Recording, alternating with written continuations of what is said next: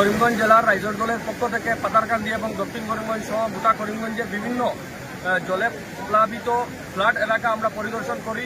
বিশেষ করে আমাদের পাতারকান্দির যে শান্তিপুর সুইচ গেটের এলাকা রয়েছে, এখানে অত্যন্ত ভয়ঙ্করভাবে নদীর বাঁধ ভেঙেছে, যার ফলস্বরূপ গোটা পাতারকান্দি এবং আসিমগঞ্জ এলাকা জলের তলে পালিয়ে যাওয়ার সম্ভাবনা রয়েছে।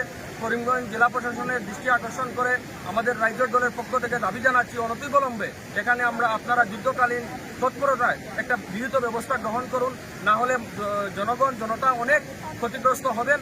পাশাপাশি অনেক মানুষের ঘরবাড়ি জলের তলিয়ে গিয়েছে, ওদেরকে যাতে উপযুক্ত ক্ষতিপূরণ দেওয়া হয় এবং অনতিবিলম্বে ত্রাণ বিতরণের ব্যবস্থা করা হয়। সৎ ন্যায়পরায়ণ মানুষদেরকে দিয়ে যাতে ত্রাণ বন্টন করা হয়, যাতে ত্রাণগুলা কেউ আত্মসাৎ করতে না পারে, সেই দাবি করিমগঞ্জ জেলা প্রশাসনের প্রতি আমরা রাখছি।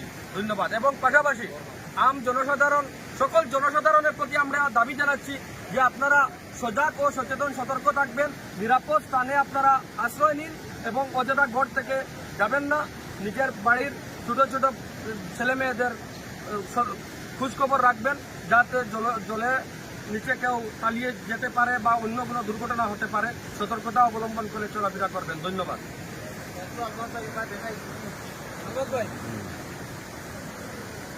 বিশেষ করে আপনারা নিশ্চয়ই দেখতে পাচ্ছেন ক্যামেরার সম্মুখে যেই দিক দিয়ে পানি যাতায়াত করছে, এন্ডির বাঁধ ভেঙে সেই জায়গায় 2-3টি গড় ছিল, সেই গড়গুলা ভেঙে এই পানি যাতায়াতের ব্যবস্থা করেছে, কারণ পানির শক্তির সঙ্গে কেউ লড়াই করতে পারে না। এবং আমার জানা মতে সামনে একটি মসজিদ রয়েছে, সেই মসজিদে ভাঙচুর ভেঙে অনেক ক্ষতিগ্রস্ত হয়েছে। তাই আমাদের করিমগঞ্জ জেলাপতির দৃষ্টি আকর্ষণ করব, অতিবিলম্বে যাতে অসহায় নিষ্পৃত অবহেলিত মানুষের পাশে দাঁড়াতে পারেন।